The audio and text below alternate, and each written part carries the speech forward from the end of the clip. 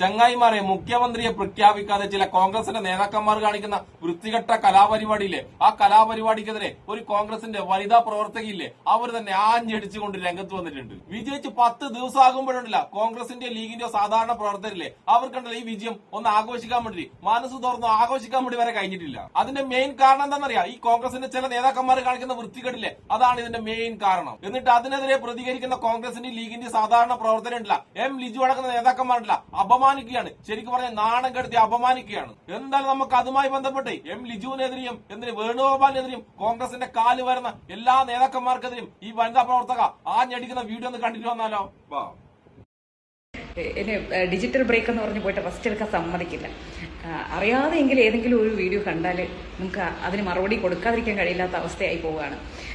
M ലിജുവിന്റെ ഒരു video just ഒന്ന് കണ്ടപ്പോൾ എം ലിജു പറയുന്നു, ആരാധക വൃന്ദം ശാന്തരാവുക, ഇത്രയും ബഹളം വെക്കേണ്ട ആവശ്യമില്ല, ആരില്ലെങ്കിലും കോൺഗ്രസ് നിലനിൽക്കും. പിന്നെ അവിടെ ജമ്മു കാശ്മീരിൽ അവിടെ ആള് പോയി, ഇവിടെ ഇങ്ങനെ പോയി, ജ്യോതിരാദിത്യ സിന്ധ്യ പോയി, ഗുലാം നബി ആസാദ് പോയി, അങ്ങനെ പലവരുടെയും പേര് അവരെല്ലാം പോയിട്ടും കോൺഗ്രസ് ഇപ്പോഴും ഉണ്ടെന്ന്. എവിടെ ഉണ്ടെന്നാ ലിജു പറയുന്നത്? ഈ ആരാധക വൃന്ദം ലിജുവിന് വോട്ട് ചെയ്തത് എന്ത് മാനസികാവസ്ഥയിലാണ് എന്ന് ലിജു ഒന്ന് ആലോചിച്ച് നോക്കുക. ലിജു എങ്ങനെയാണ് ഈ ജനങ്ങളുടെ മുന്നിൽ വോട്ട് ചോദിച്ചത്, ആൾക്കാർ എന്തിനാണ് ലിജുവിന് വോട്ട് ചെയ്തത് എന്നൊക്കെ ലിജു ഒന്ന് ആലോചിക്കുക. ഈ ആരാധക വൃന്ദം കോൺഗ്രസ് പ്രേമത്തിലാണ് വോട്ട് ചെയ്തത് എന്നാണോ ലിജു വിചാരിച്ചു വെച്ചേക്കുന്നത്? രാഹുൽ ഗാന്ധിയുടെ പേര് പറഞ്ഞ് അവസാന വാക്ക് രാഹുൽ ഗാന്ധി എന്ന് പറഞ്ഞ് അങ്ങനെ സ്കൂട്ടാവണ്ട. കോൺഗ്രസ് എന്ന പ്രസ്ഥാനം ഇവിടെ ഉണ്ടാവണമെങ്കിൽ ഈ ആരാധക വൃന്ദം കോൺഗ്രസിനെ സപ്പോർട്ട് ചെയ്യണം.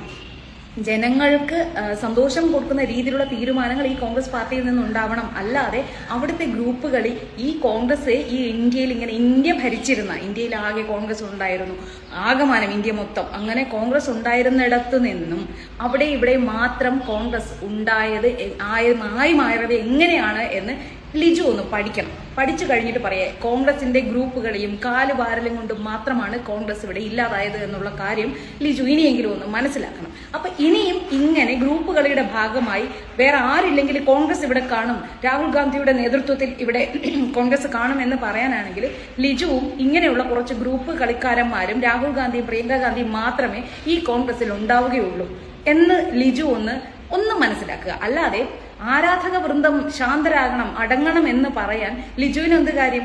ഇപ്പോ വി ഡി സതീശന് വേണ്ടിയിട്ട് കീജെ വിളിക്കുന്നവർ, വി ഡി സതീശൻ മുഖ്യമന്ത്രി ആകണം എന്ന് ആവശ്യപ്പെടുന്നവരാരും തന്നെ വി ഡി സതീശൻ പൈസ കൊടുത്തിറക്കിയ PR വർക്കുകാരാണ് എന്ന് തോന്നുന്നില്ല.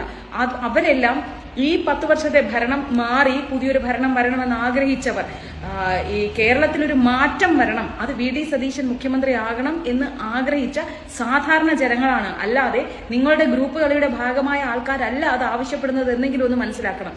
ഇപ്പോ തെരഞ്ഞെടുപ്പ് നടന്നു, ജനങ്ങൾ എല്ലാവരും ചേർന്ന് ഇത്രയധികം വോട്ട് നൽകി, ഇത്രയധികം സീറ്റ് നൽകി, ഇത്രയും ഭൂരിപക്ഷത്തിൽ കോൺഗ്രസിനെ വിജയിപ്പിച്ചു.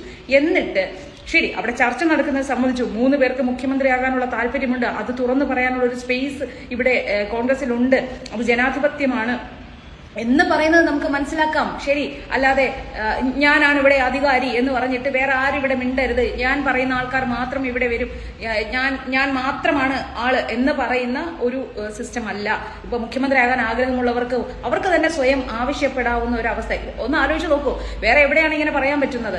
KC വേണുഗോപാൽ മത്സര രംഗത്തില്ലായിരുന്നു, മത്സരിച്ചിട്ടില്ല. ഇലക്ഷനിൽ ഒരിടത്തും KC വേണുഗോപാൽ ഒരു മുഖ്യമന്ത്രി ആവാനുള്ള സാധ്യതയുണ്ട് എന്ന് പോലും ഒരിടത്തും പറയാതെ ഇത്രയധികം സീറ്റ് രമേശ് ചെന്നിത്തലയും വി ഡി സതീശനും മറ്റുള്ളവരും ചേർന്ന് ഇത്രയധികം സീറ്റുകൾ നേടിയ ഒരിടത്തേക്ക് നൈസായിട്ട് വന്ന് മുഖ്യമന്ത്രിയാകാൻ വേണ്ടിയിട്ട് ഒരു ശ്രമം നടത്താൻ ശരിക്കും പറഞ്ഞാൽ ഈ KC വേണുഗോപാലിന് ഉളുപ്പില്ലേ എന്നാണ് കേരളത്തിലെ ജനങ്ങൾ ചോദിക്കുന്നത്.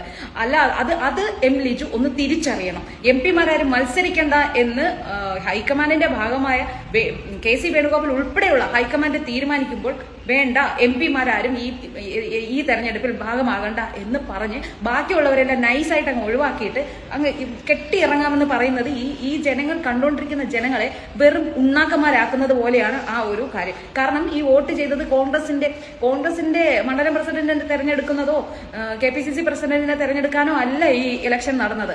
ഈ ഇലക്ഷൻ നടന്നത് കേരളത്തിലെ മുഖ്യമന്ത്രിയെ തെരഞ്ഞെടുക്കാനാണ്. അതിനു വേണ്ടിയിട്ടാണ് കേരളത്തിലെ ജനങ്ങൾ വോട്ട് നൽകിയത്. അപ്പോ അവിടെ ഈ ആരാധക വൃന്ദം എന്ന് പറയുന്ന ജനങ്ങൾ അഭിപ്രായം പറയും.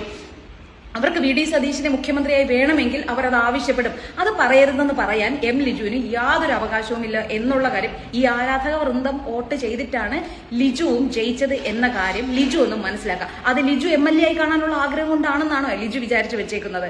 കേരളത്തിൽ കോൺഗ്രസിന്റെ നേതൃത്വത്തിലുള്ള UDF ഭരണം വരണം. അപ്പോൾ ആ വോട്ട് ചെയ്തവരുടെ മനസ്സിലെല്ലാം ഒരു മുഖ്യമന്ത്രി ഉണ്ട്. അത് നിങ്ങളുടെ ഗ്രൂപ്പ് കളിയിലുള്ള കെട്ടിയിറക്കിയ മുഖ്യമന്ത്രി അല്ല. അവരുടെ മനസ്സിൽ ഒരാളുണ്ട്. ആ ആൾക്ക് വേണ്ടി ഈ ആരാധക വൃന്ദം, ഈ ജനങ്ങൾ സംസാരിക്കും. അതൊക്കെ സഹിക്കാമെങ്കിൽ മാത്രമേ കോൺഗ്രസ് ഇവിടെയെങ്കിലും ഉണ്ടാവുകയുള്ളൂ എന്ന് ലിജു ഒന്ന് മനസ്സിലാക്കുക.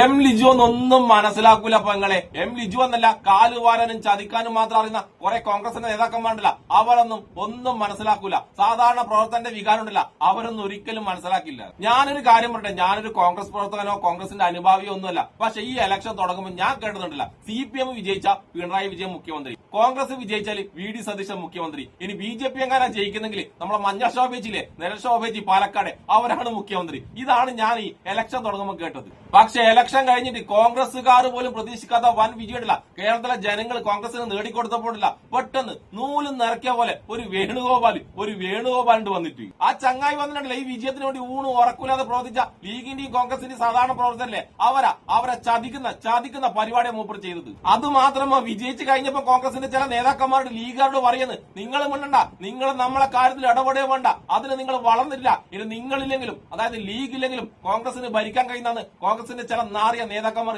ഇപ്പൊ പറയുന്നത്. ആ ഡയലോഗ് ആദ്യം തുടങ്ങിയത് ലീഗിന്റെ വോട്ട് കിട്ടി മാത്രം വിജയിച്ച നമ്മളെ കുഴൽനാടാണ്. അത് കഴിഞ്ഞിട്ട് ഇന്നലെയാണല്ല കുഴിയിൽ കാലിട്ടുന്ന MMS വന്നിട്ട് പറയുന്നത് ലീഗുകാർ നമ്മളെ കാര്യത്തിൽ ഇടപെടുകയേ വേണ്ടാന്ന്. എന്നാ പിന്നെ കോൺഗ്രസിന്റെ നേതാക്കന്മാരെ നിങ്ങളുടെ ഇലക്ഷൻ തുടങ്ങുന്നതിന് മുമ്പിലേ പറഞ്ഞു, ലീഗിന്റെ വോട്ടോ ലീഗിന്റെ പ്രവർത്തനോ നമുക്ക് ആവശ്യമില്ല, ലീഗ് വേണമെങ്കിൽ ലീഗിന്റെ അടുത്ത് പ്രവർത്തിച്ചോ, കോൺഗ്രസിനെ ജയിപ്പിക്കാൻ വേണ്ടി കോൺഗ്രസിന്റെ നേതാക്കന്മാർ കഴിയുന്നു. കോൺഗ്രസിന്റെ നേതാക്കന്മാർ ഇലക്ഷന് മുന്നേ പറയണമായിരുന്നു. ഇതിപ്പോ ലീഗിന്റെ അടക്കം വോട്ടും വാങ്ങി വിജയിച്ചിട്ട് ലീഗ് എന്തെങ്കിലും പറയുമ്പം ഇമാതിരി വൃത്തികേട് പതിരൊന്നും ഒരു കാര്യമില്ല കോൺഗ്രസ് നേതാക്കന്മാരെ. നിങ്ങൾ വിജയിച്ചത് കോൺഗ്രസിന്റെ വോട്ട് കൊണ്ട് മാത്രമല്ല, കോൺഗ്രസിന്റെയും ലീഗിന്റെയും എന്തിന് സാധാരണ നിഷ്പക്ഷരായ ജനങ്ങളിലെ അവരുടെ ഒക്കെ വോട്ട് കൊണ്ടാണ് നിങ്ങൾ വിജയിച്ചത്. അതെല്ലാം കഴിഞ്ഞിട്ട് ലോകത്തെവിടെയും കാണുന്ന ഇമാതിരി വൃത്തികേട് നിങ്ങളെ കൊണ്ട് മാത്രമേ കാണിക്കാൻ പറ്റൂ കോൺഗ്രസിന്റെ വൃത്തികെട്ട നേതാക്കന്മാരെ.